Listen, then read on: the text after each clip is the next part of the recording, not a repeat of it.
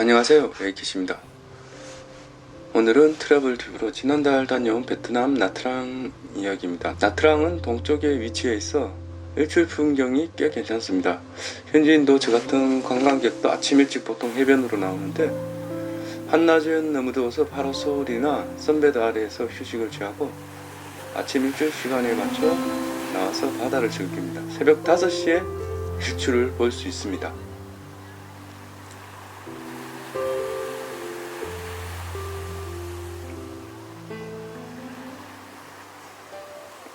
그리고 이것은 조금 독특한 곳인데 달걀을 테마로 만든 온천 테마파크라고 할까요?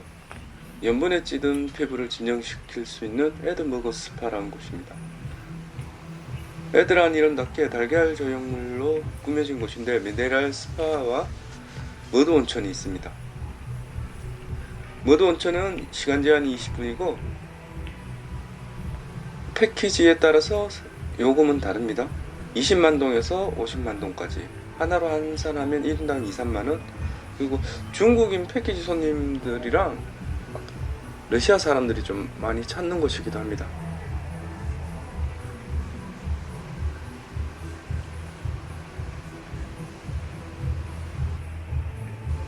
동남아 휴양지였으니까 필수 코스 중에 하나 호핑 투어도 했습니다.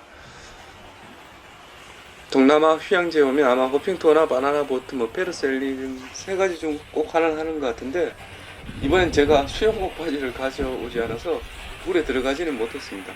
래시가드 위에 것은 챙겨왔는데 정작 중요한 수영복 바지가 없어서 바지를 벗고 수영을 할 수는 없기 때문에 미니비치에서 이렇게 그냥 돌아다녔습니다. 나트랑 메인 해변보다 전 이 미니비치가 더 좋더라고요. 조용하고. 또 나트랑에 오면 나트랑 시내에 카페가 많은데 베트남 세계 2위의 커피 생산국입니다. 여기 한국에도 있죠. 콩카페는.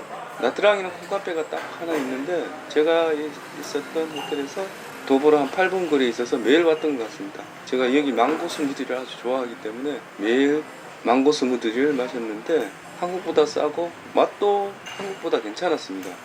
한국의 콩카페도 제가 한 번 딱 방문을 했었는데 맛이 조금 차이가 있더라고요. 어쨌든 망고 스무디는 추천합니다. 망고 스무디는 여기가 제가 먹어본 망고 스무디 중에 최고입니다. 콩카페는 벚꽃풍의 인테리어로 유명한데 나트랑에는 스타벅스가 없습니다. 대신 스타벅스보다 더 깔끔하고 이쁜 카페들이 많이 있습니다. 한국 사람들한테 유명한 카페가 레인포레스트 그리고 앙카페가 있습니다. 개인적으로 앙카페가 제일 인테리어는 마음에 들기도 했습니다. 내부가 모두 목재로 마감이 되어 있어서 저는 그것이 꽤 마음에 들더라고요.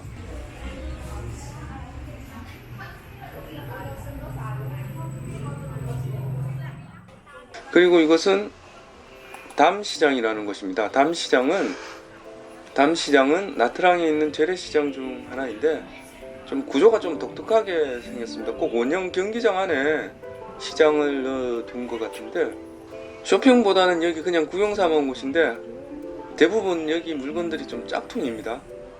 브랜드는 있는데 짝퉁이고 가격이 무척 저렴합니다. 나트랑 시내랑 비교하면 여기가 훨씬 저렴합니다. 제가 수영복을 안 가져와서 여기서 수영복을 나트랑 시내에서 샀는데 여기가 더 저렴하더라고요. 물론 짝퉁 나이키를 샀습니다. 주로 자파하고 의류를 많이 파는데 에어컨이 없어서 오래 돌아다니기는 좀 힘들고 시장 구조가 좀 독특해서 좀 볼만했습니다. 안쪽에는 골동품을 파는 가게도 있더라고요. 원형으로 한 바퀴 돌면서 쭉 구경을 하면 되는데 여기가 파는 물건이 다 짝퉁이기 때문에 꼭 감안하시고 만약 물건을 사신다면 꼭 흥정을 하십시오. 물건 가격이 계속 내려갑니다. 뒤로 돌았으면 조금씩 계속 내려가더라고요. 이곳에 오전에 오면 과일을 꽤 저렴하게 많이 살 수 있다고 하던데 과일은 밖에서 팔고 있습니다. 안쪽은 전부 의류나 자파를 판매를 하는 시장으로 구성되어 있습니다. 그리고 옷 같은 경우도 이곳에서 바로 수선해 주는 곳이 있습니다. 자, 이번에는 나트랑 시내에서 많이들 가는 쇼핑센터 빈컨 플라자입니다. 이게 나트랑 시내에 한 3곳인가 있는 곳으로 알고 있는데 제가 지금 온 곳은 빈컨 플라자 2라는 두 번째 그러니까 쇼핑센터입니다. 다음 시장하고는 물건 가격이 여기는 차이가 있습니다. 브랜드가 있는 곳은 뭐 여기 나이키도 있고 아디다스도 있는데 브랜드가 있는 곳은 한국이랑 별반 차이도 없고 무무소라고 중국판 무인양품점이 있는데 그 한국어로 표기가 많이 되어 있는데 그게 베트남 사람들이 한류를 좋아해서 중국 애들이 한국어로 표기를 많이 해둔 곳입니다. 짝퉁 무인양품이 여기에 입점해 있습니다. 쇼핑하고 나들이 하기에는 이곳은 괜찮습니다. 에어컨도 있기 때문에 잠시 쉬어가기 좋은 쇼핑센터입니다. 카페도 있고, 그리고 나트랑에서 유명한 레스토랑 갈랑가가 이 빈금플라자에 있는데 쇼핑센터 안에 있어서 이곳이 훨씬 더 깔끔하고 쾌적합니다. 나트랑 해변 쪽에 있는 갈랑가는 좀 복잡한데 여기는 쇼핑센터 안에 있어서 훨씬 쾌적하게 식사를 할 수 있습니다. 그리고 베트남에 오면 하루에 한 번 쌀국수는 기본입니다. 이건 하이카라는 로컬 식당에서 먹은 흰자먹이라는 어묵국수인데 어묵튀김에 쌀국수를 넣어 먹는다고 생각하면 되는데 해장에 딱 좋은 어묵국수로 여기에 바나나 잎과 같은 숙주나물을 저는 많이 넣어서 먹는데 고추기름 좀 넣고 해서 먹으면 정말 맛있습니다. 현지인들이 많이 오는 로컬 식당 중 하나입니다. 그리고 이건 시클로인데 나트랑에서 교통수단 중 하나입니다. 거리를 걷다 보면 가끔 시클로 기사들이 타라고 이야기를 하는데 꼭 타기 전에 가격을 흥정을 하시고 마스크를 착용하고 타는 게 좋습니다. 시내를 돌아다닐 때 엄청난 매연을 마실 수 있습니다. 그리고 주의할 게 하나 있는데 시클로를 타고 가면서 사진을 찍다가 스마트폰을 들거나 카메라를 들면 이렇게 스쿠터를 타고 가는 사람들이 가끔 낚아채 가는 경우가 있습니다. 그러니까 소매치기를 좀 주의해야 합니다. 그리고 마스크는 꼭 쓰고 타는 게 좋습니다. 이 시내를 달릴 때는 진짜 매연을 엄청나게 먹습니다. 베트남 사람들이 스쿠터 타면서 왜 마스크를 쓰는지 제가 그 이유를 알겠더라고요. 시클로를 타고 시내 투어를 하는 것도 나트랑 여행을 하는 재미 중 하나입니다. 코스에 따라 다르니까 가격은 꼭 흥정을 하고 타십시오. 그 나트랑에는 힌두 사원과 불교 사원이 각각 하나씩 있는데 지금 이곳은 힌두 사원인 호나가르입니다. 나트랑 시내에서 차로 한 15분쯤 달리면 올 수 있는데 베트남에 얼마 남지 않은 힌두 사원 중 하나입니다. 시바 신을 모시고 있는 사원 중 하나로 이 안에 시바 신의 상징물 중 하나인 링가가 있습니다. 중국인 관광객이 너무 많아서 빨리 빠져나왔는데 시바 신의 상징물인 링가는 사실 남성 성기를 의미하는 건데 그러니까 아들을 낳고 싶은 사람들이 이곳에 와서 참배를 많이 한다고 합니다. 참배를 하려면 여기서 무료로 가운을 대여해 주는데 그 옷을 입고 들어갈 수 있습니다. 여기는 근데 중국 사람들이 너무 많아가지고 저는 조금 보다가 빨리 빠져나왔습니다. 그리고 이곳은 나트랑에 있는 사원 중에 가장 큰 롱산 사찰입니다.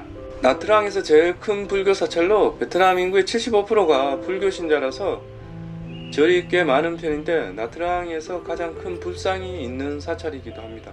높이 24m의 흰 불상이 언덕 위에 있는데 이 꼭대기까지 올라가는데 200계단을 올라가는데 그 위에서 보면 나트랑 시내 전경을 한 번에 볼 수 있습니다. 다행히 이곳은 중국 관람객이 별로 없어서 좀 여유롭게 구경을 했습니다. 입구에서 향 파는 아주머니가 향을 사라고 하는데 기도하실 것 아니면 향은 안 사도 됩니다. 여기는 따로 입장료가 없습니다. 호나가르는 입장료가 있었는데 여기는 입장료가 없이 그냥 아무나 들어와서 관람을 할 수 있습니다. 그리고 이것은 저는 보통 여행을 하면 높은 곳에 올라가는 것을 꽤 좋아하는데 높은 곳에서 한눈에 도시의 전경을 볼 수 있는 장소를 무척 좋아하는 편입니다. 나트랑에 있는 루프탑바 중에 굉장히 유명한 곳인데 스카이라이트라고 불리는 곳입니다. 메인 해변 중앙에 있는 루프탑바로 시간대별로 입장료가 좀 다릅니다. 그리고 밤 10시 이후에는 이곳이 클럽으로 바뀝니다. 안에 레스토랑도 있고 카페도 있고 편의시설이 있는데